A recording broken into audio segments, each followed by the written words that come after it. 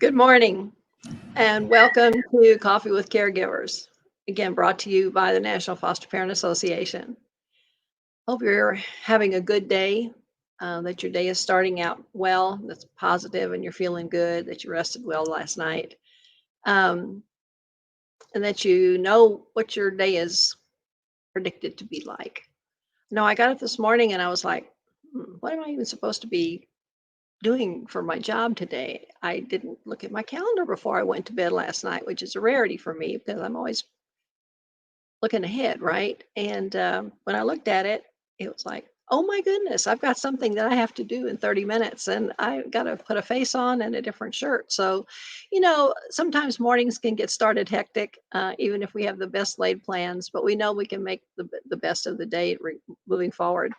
Um, One of the things I do every morning religiously is I read an article. It's a blog article from a gentleman named Sean Dietrich, and it's called Sean of the South.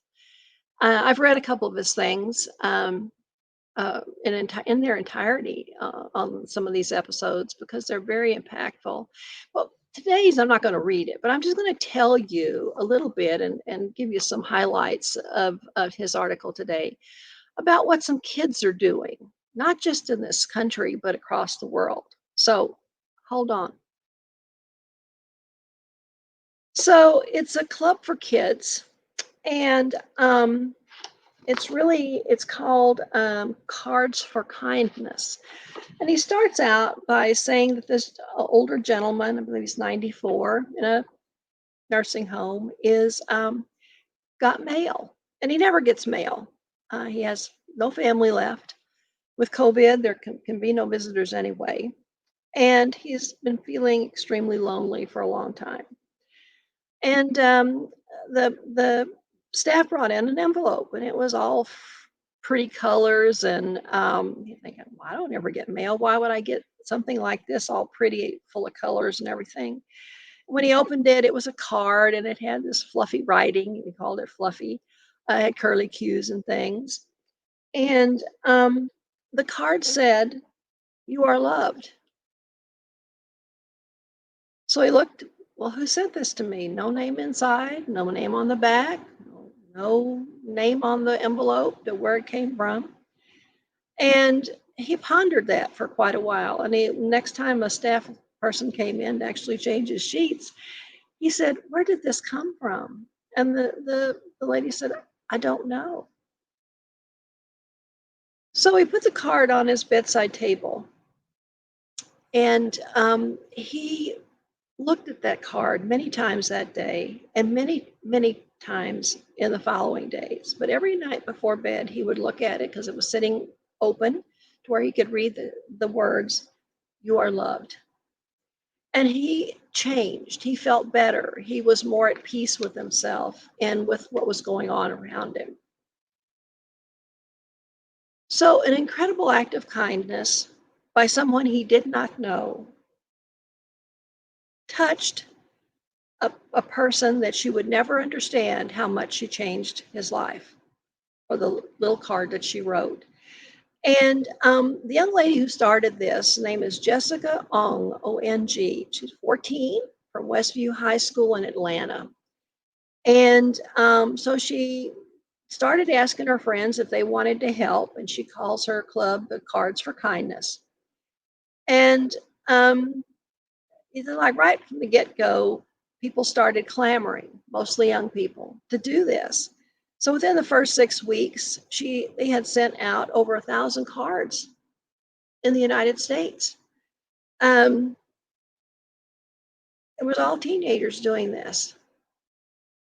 And he lists some of the young folks that are like, there's a Carlos from a senior in Miami, Nor, a sophomore from Houston, Frank, a junior from Texas, Sophia, a third-year neuroscience PhD major at Baylor, Amelia, a high school junior from Southern California, Gina, a college student from Phoenix.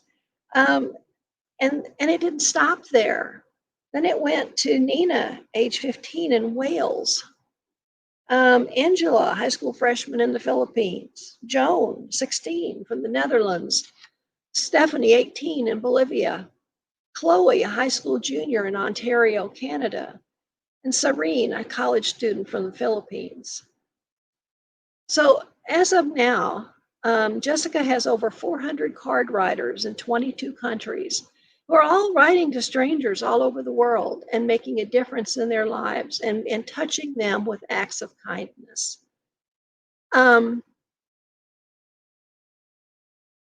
This just fills my heart with joy.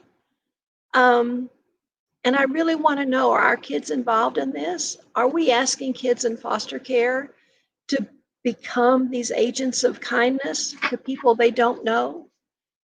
I hope so.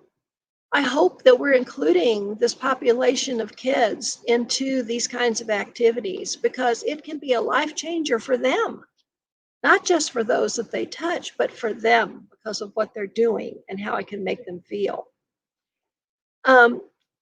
So that's just a tidbit that happened this morning, and I wanted to share it with you. The other thing is my cup is a cup of happy.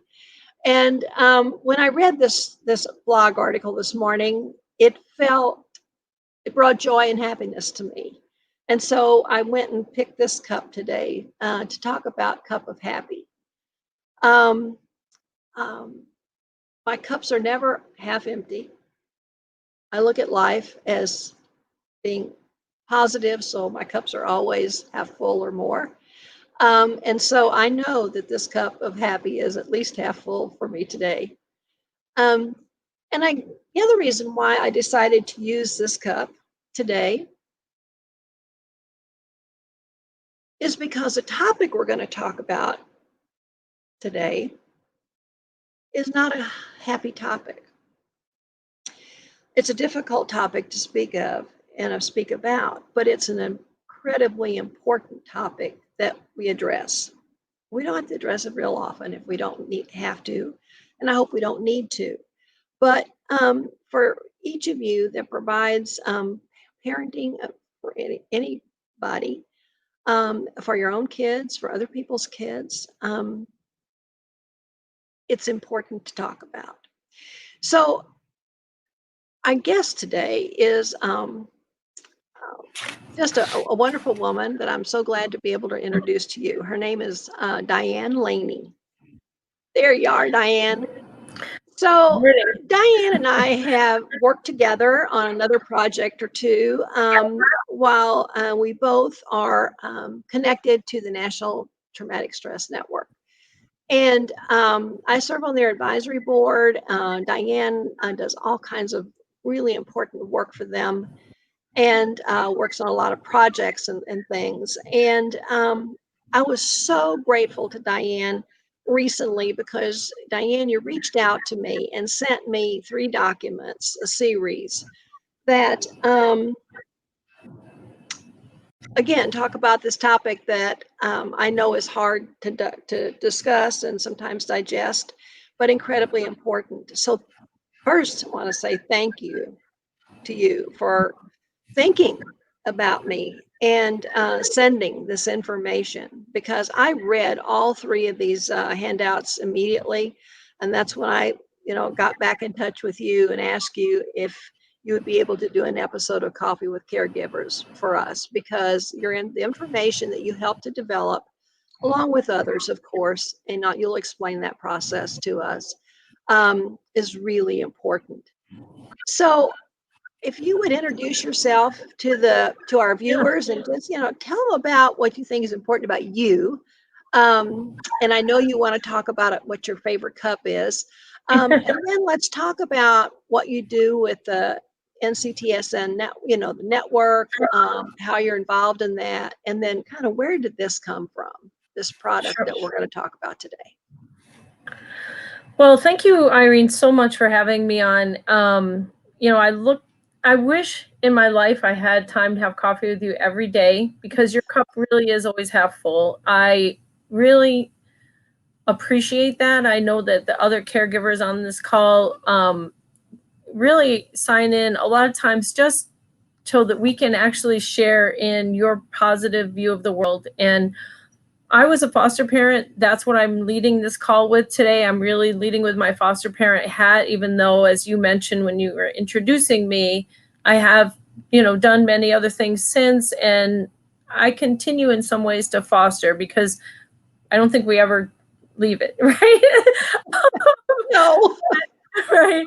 But let me talk about my cup a little bit, and then I can kind of explain more. I fostered a lot of teenagers, and one of my teenagers, and this wonderful young lady, she's a young adult now. Her name is Mary Kate, and I wish I had the cup to share with you, but I forgot to bring it today, and I don't have it in my office.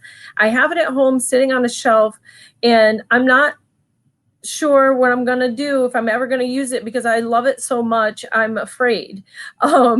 It's just a symbol of how wonderful Mary Kate is, because she got me this cup that she had found at a like just on the side of the road, like a guy was having a yard sale, and it's an old like English rose teacup, and inside it she put she made her own candle. And I don't know if you've ever seen people do this, but she turned it into a candle, and she picked a scent that she knew I would like, and she gave it to me as a gift. And she gave it to me on Mother's Day. And of course, that day is really hard. It's really hard for a lot of our caregivers, and it's hard for our kiddos. And she gave it to me. And, I can tear up just thinking about it, because for me, that cup is a symbol of how resilient Mary Kate is. And everybody likes to use that word resilience. And I think sometimes it gets overused. But if you knew Mary Kate's backstory and you knew everything she went to, this young adult who I have fought with, cried with, loved with, gone through every emotion possible with, finds the beauty in things. She found things that she knew would touch my heart. She gave back. And a lot of she repurposed something, right? So rather than it being about her resilience, to me, it's just about how she moves forward, always moving forward, always thinking, well, what can I make the best of in this situation? And we can call it resilience if you want. I just call it pretty darn impressive. I think this woman is impressive. So every time I hear somebody say, wow, Mary Kate's resilient, I say, no, she's impressive. Because she truly is, and she's touched my heart in so many ways. So I may never drink from that cup, but it will sit on my shelf every day, and I look at it every single solitary day. So that's my cup. It's beautiful. Thank you. And so I think maybe it's helpful before we start talking about these documents specifically, to talk a little bit about how they came to life, how it was created. And these particular documents that we're going to talk about today are COVID specific. However, you can certainly use them for any sort of a bereavement or any sort of loss that the child has had. So, and that's where the group started. So prior to COVID, about in 2017, this wonderful woman, Chris Foreman from the NCTSN, got together a group of people that she felt could create some bereavement resources, because grief and bereavement is a big gap in resources available for them across the country. If any of you who are listening have had children that you're trying to find some way to comfort them, it's always difficult, right? And you need it in the moment. You need it right now. You don't need it next week. You need to know what to do. And if you're a caregiver trying to care for a bereaved child, what resources are out there available to you? And you can be so scared and so lost and not really know how to help. And we make these free and available online. The group of us that has come up with bereavement resources are skilled clinicians, experts, psychologists in the field. Julie Kaplow is leader of our group, and she's actually from Texas. She works in Texas Children's Hospital. And she's just a lovely woman who's truly a national expert in child grief and bereavement. And, you know, one of the things that has impressed me about her is that she is still a pretty happy woman, and she talks about death and dying as her job every day. And so I give her tremendous amount of credit, because these documents are just a part of what I do. I can't even imagine if this was my full-time job to talk about this. But the reality is, grief and bereavement will touch all of us at some point in life. We're not going to get out of this without suffering a loss. Everybody has suffered a loss. Everybody will suffer losses. And we all have to know, just like Mary Kate, how do we move forward? You know, what's the future look like for us? And so that need is desperate. It may not be the most attractive field of study, but it's necessary. And those of us that are in this group all come to it from various experiences. So for example, we have people in our group that have had children that have witnessed violent deaths. We have people in our group that have lost their own spouse and their own, parent of their children, and they're trying to raise their kiddo. And these are biological parents trying to raise their kids without the dad around anymore. And so these kids have been traumatized by a violent death. And then the other caregiver is also going through and processing their own grief. So whether you come from this with that professional expert hat or that lived experience hat, we have another woman that's looking at things from a cultural lens and has experience with tribal communities. So we really try to understand death and dying, not just from my white middle-class America background, but how is it for other caregivers? How is it for the people who maybe have a different view of the afterlife? We want to really try to make sure that we're including all beliefs, all cultures, and giving support to everybody who is grieving, because that's one of the things that we unfortunately have in common as humans is we will all suffer grief and bereavement at some point. So that's how we came together. Sure. Yeah. Like I said, with Chris Formich. Sorry, go ahead. Chris is wonderful, because I've worked with her quite a bit as well. And as you're talking about this, if I talk about this, I might actually start crying, because we had a couple of kids that lived with our family, and horrible abuse before, and parental rights were terminated. The parents disappeared, never could find them after that. But these two kids, a girl and a boy, Brandy's 3 years older than David, and I guess we had them 3 years, and they were adopted by a single lady, and about 4 years after that, she passed away. And so the kids had nobody again and came back into care, and we were able to take them back. The grief that they had at losing this mom was so profound. And what made it more difficult was that Brandy had an IQ of 39. And so as we were trying to help her at age 17 to figure out what that meant, even, was kind of beyond her comprehension. And like I said, her brother is 3 years younger. Then move forward 2 years, and the brother was working a summer job and had a car, and we were so proud of him. And he was a lifeguard at a pool, and he was driving home, and we think he fell asleep because he was just exhausted from the heat and everything, and had a head-on collision.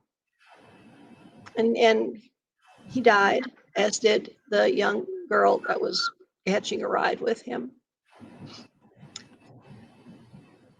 The grief that our family experienced and the inability of his sister to even begin to grasp that now she didn't have a brother anymore was way beyond my capability at that time to help her. And we had to search and search and search for people who would even consider providing some services to her because of her IQ. Yeah. They didn't have any experience. Well, how do you help somebody who doesn't understand life in general to understand grief? So, boy, this is so poignant for me today, and I didn't think I was going to bring them up, but it has just opened this flood of feeling and memories for me that were very traumatic for all of us, and remain so, because Brandy is now 42 years old, and we are still her only family that she has, and she lives in a group home, and we're mom and dad, and she spends the holidays with us, right? Except now during COVID, we haven't seen her in 4 months, and all we get to do is FaceTime, and that's hurting her. These are lifelong things that we deal with oftentimes with the kids that we come in contact with, whether it's through foster care or an ongoing relationship then, because we're the only ones they have. And I'm sure there are other people out there with these same sorts of situations in their past, and I just want to say, if it's bringing up the kind of emotions that's bringing up in me, Yeah. apologize for that, but it's not a bad thing. We do need to keep in touch with that, and we do need to keep reminding ourselves how important having good information that we can use, like you said earlier, right now, that we can draw from right now, because we don't have time to go find somebody who can help us do it. The needs are right now when it's happening with those children. I so appreciate now what we're going to talk about, because this is going to be a helpful solution oftentimes to at least that beginning help that we need to give to kids and others who have suffered from grief.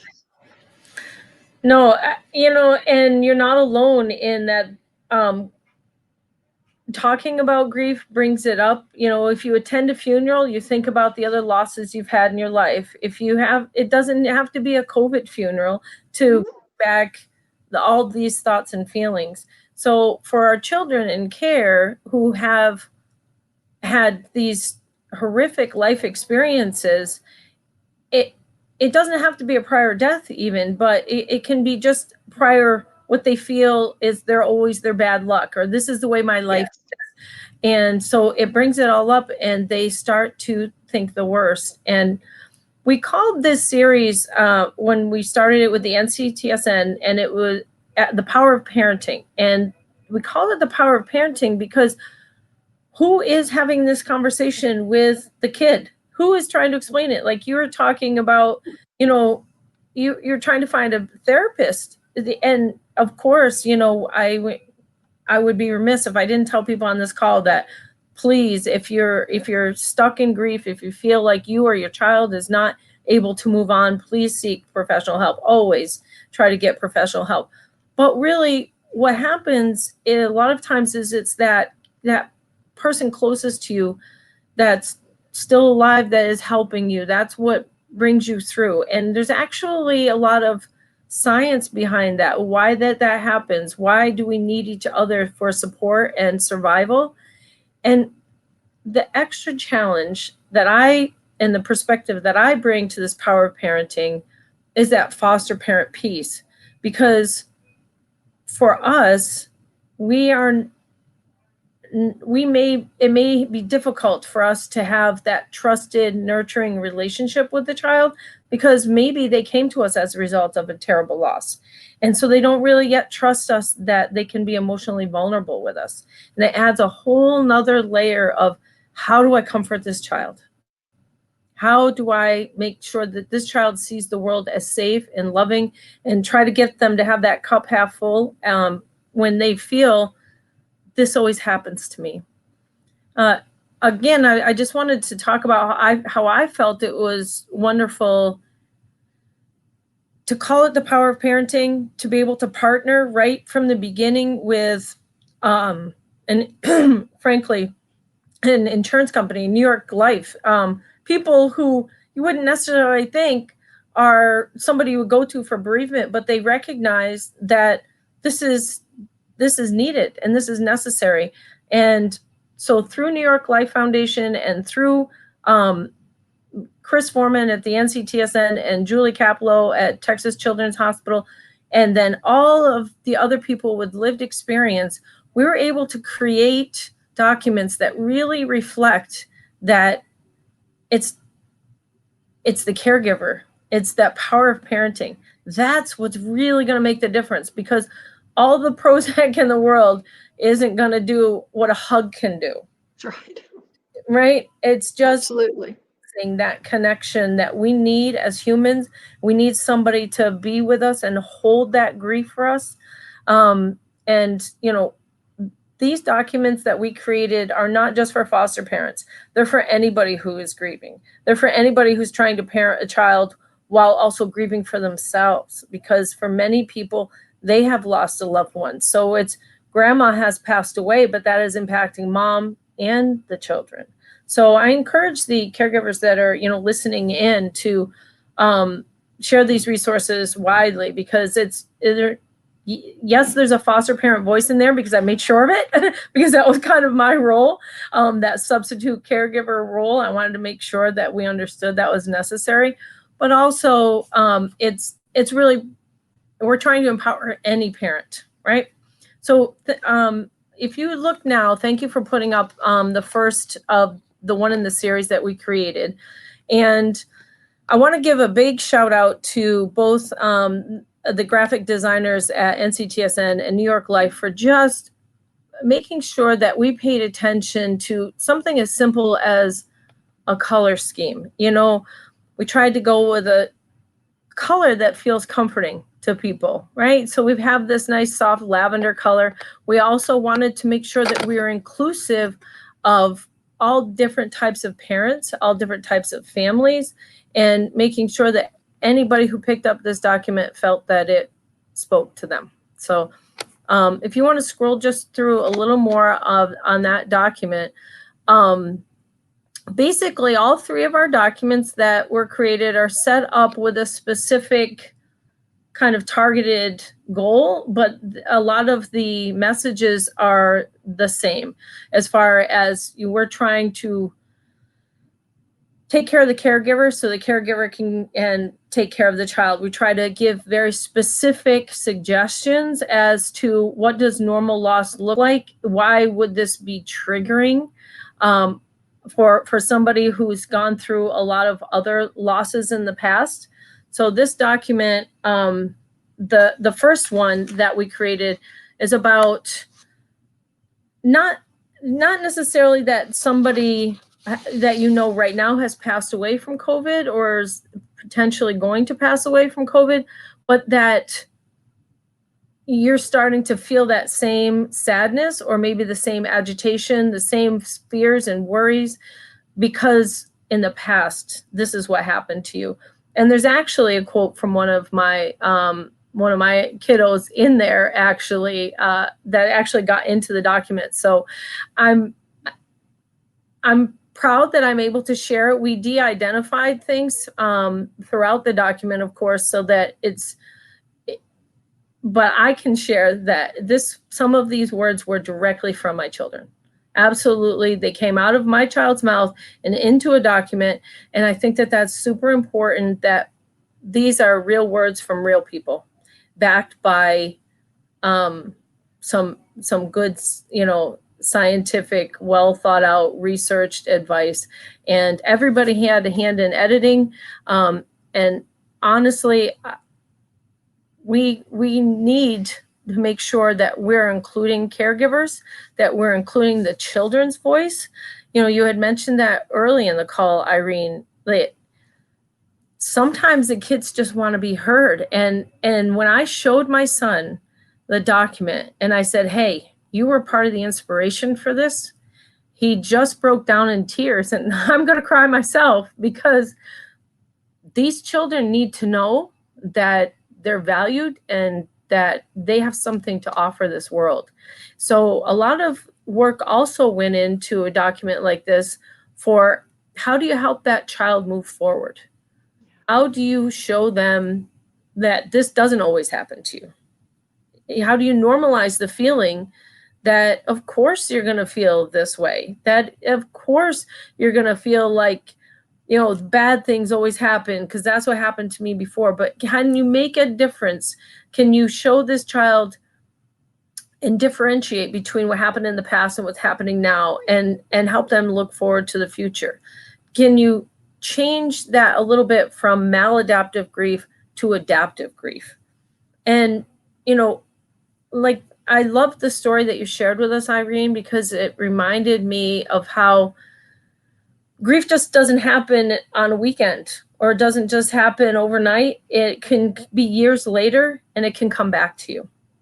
So if you're a kid in care and they already had a lot of prior losses, they can go right back to that same place that they were just a couple of years ago. And so we would see regression in behavior. That's normal and to be expected. And as a caregiver, if you're reading through these documents, which are free to anybody, Irene, I think you had said you would make them available too. Yes, absolutely. Everybody that's on the webinar will be able to get the link, and that will be then archived on our website as well. So if anybody wants to come to this episode, they can rewatch it if they want to, and the links will be there. Awesome. So thank you. So the first one we did was about prior losses and how that can be triggering, and how to empower parents to work through with a child. And the next one we did was Empower Parenting as a result of COVID during this pandemic time. And you may have lost somebody. Now, again, we made it more general, so it doesn't have to be a COVID death. This document isn't just saying that, okay, they died as a result of COVID, but during this COVID time, they have lost somebody. And what is that like? And I don't know if any of you have gone to funerals during this COVID time. I unfortunately had to attend 2, and it's sad. It's sad. Funerals are always sad. They're always sad, but there's just seems to be such an extra sense of, what do I do? I'm lost. I don't know how to grieve. I normally have a structure and a pattern to this, and I know what to expect at a funeral, and now why is it different? And is my hug dangerous? Does it feel scary to people? Can I touch somebody? Is that allowed? Different states have different rules, and you maybe suffered that you couldn't even say goodbye properly to your loved one that was in the hospital, and they died without you having the ability to say that goodbye. So how are we going to do the goodbye now? How do we properly mourn this person? So it's not just a loss for you in the sense that you didn't get to say goodbye, but you feel a loss that the person wasn't honored properly, and that person deserved more people able to say their goodbyes. So the hurt can come from many different levels, and I think that it's sad that we need these materials. I hate that anybody has to ever use these materials, but I want to be able to get them in the hands of the people who need them when they need them. So if you know somebody that is, struggling with this impending death, and please pass these documents on and hope like heck they never ever have to use them. Right? Absolutely. I read earlier in the example you gave, you talked about, this girl had some developmental disabilities, and in this particular document, we brought up too about the age makes a difference. Like how old you are when a trauma happens in general can impact your view of the world, right? If your house gets struck by a tornado and everyone dies, but you were 50 and you may not sense that, oh, this is how the world is, it's unsafe and tornadoes always happen. But if you were 5 and this happened and you lost everybody who loved you, you can have profound impacts for the rest of your life because you might always be looking for that tornado. Right.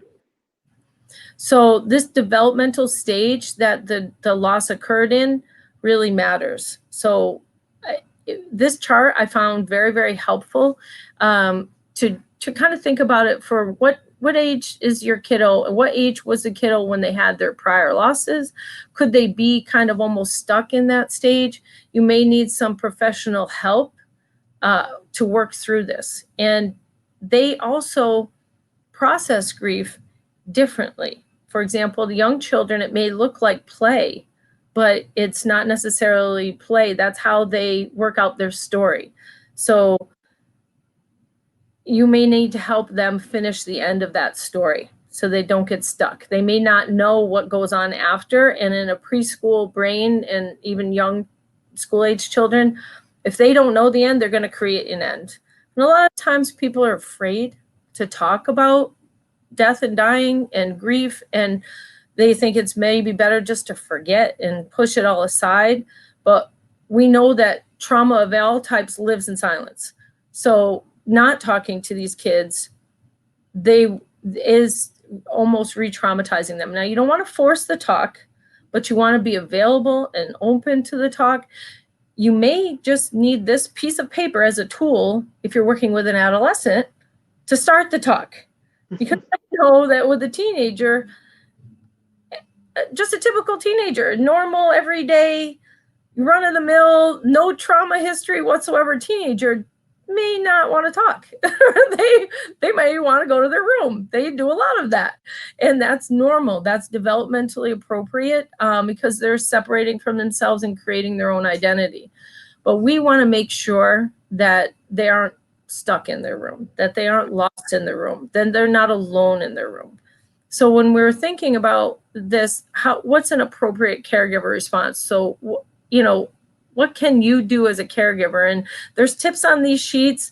I'm going to give you another tip that's not on the sheet. Let's say your kid just plays video games all day as this coping mechanism. And there are plenty of parents that get frustrated with that, right? Like, why is my kid just playing video games and he won't talk to me? He just stays in his room. So maybe you can then go into his room and that's his safe space.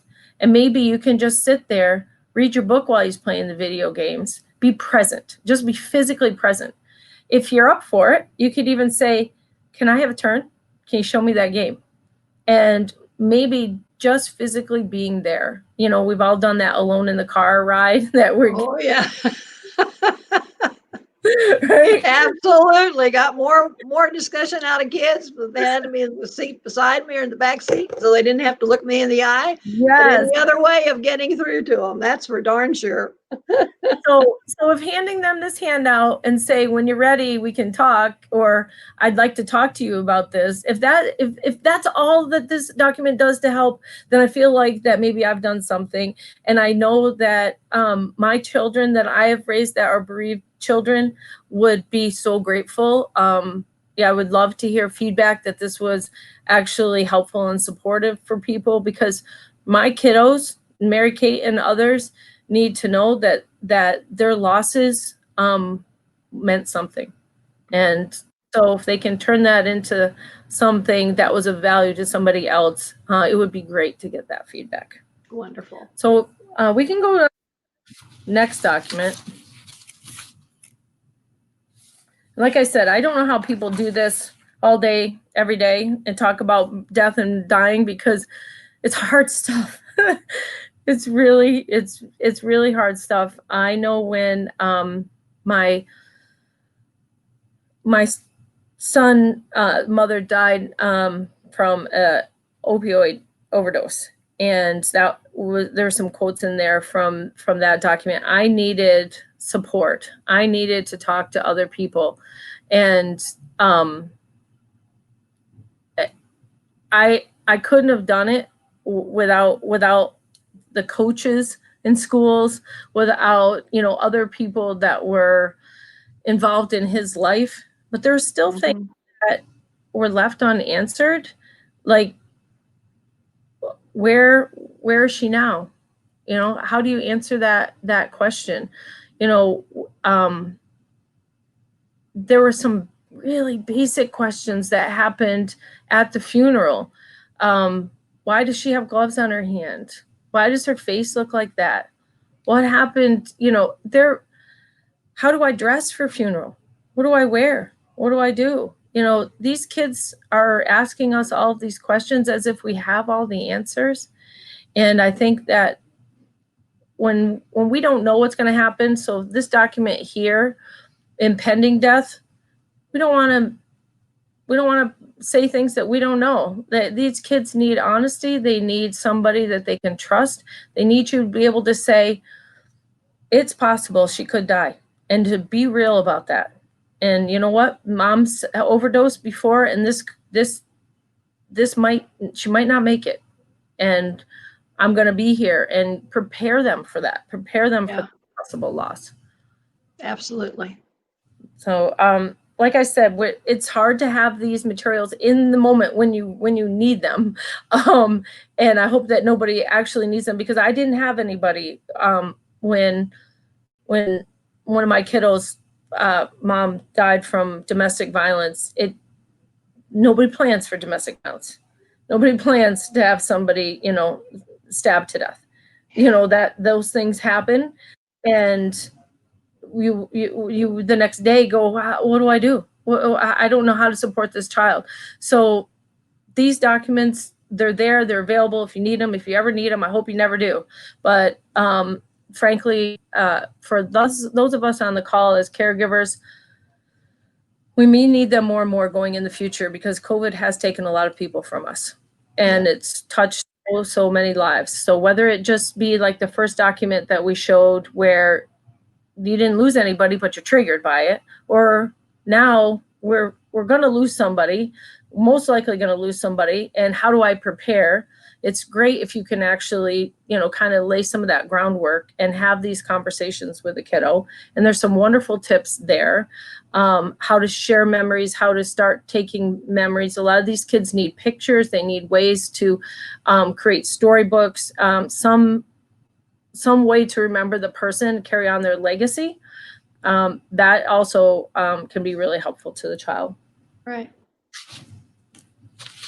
All right. Okay. I'm gonna pause there, Irene. Okay. Yeah, I think our time is perfect, actually, because I think our time is about up. So we have the 3 documents. They're available and will be available starting now for years to come on our website as well.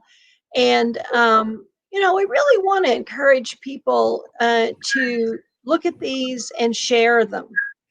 Share them with the other caregivers in your life. Share them with family, you know, because anybody that's got kids, they're going to experience losses like this, and it's just better to be forearmed, right? And at least have a little bit of a maybe sense of comfort in how to talk to kids about these things, how to approach them about it. So Diane, again, a tough topic. You did a great job in talking about it, and so much appreciated for you and your time that you spent with us preparing for this, and for actually being on this episode. I do want to close with something to be a little bit more lighthearted. And so we have a joke. Now, it's got a word in it that I hope is not too offensive, but this is a COVID joke, and this is a mama duck and her kids. Another walk? Why? Because it's the only activity we have left now that will, you know, heard us, so go find your damn shoes. So how many of us, have been there, done that, probably recently, uh, and a sense of frustration. So I hope this puts a little levity to the content that we had, and puts a perspective that we need to just see if we can find some fun and joy and what's going on every day, because we are going to have those times when that's going to be at a loss to us. So any final words, Diane, before we say goodbye?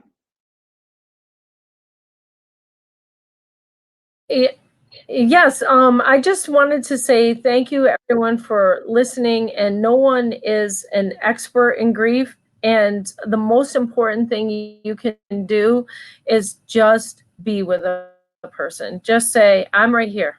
How can I help you? Rather than grieving, let them grieve in their own way and support them through that grief. How can I help you is probably the most powerful thing that you can do. We're anxious as caregivers to always reassure and fix it, but this isn't something we can fix. So we just have to be with them. And I would encourage everybody to go easy on yourself. There's no right or wrong way to grieve, and you need to be able to be there for yourself, for that other person. Model taking care of yourself so that they can see how to do it.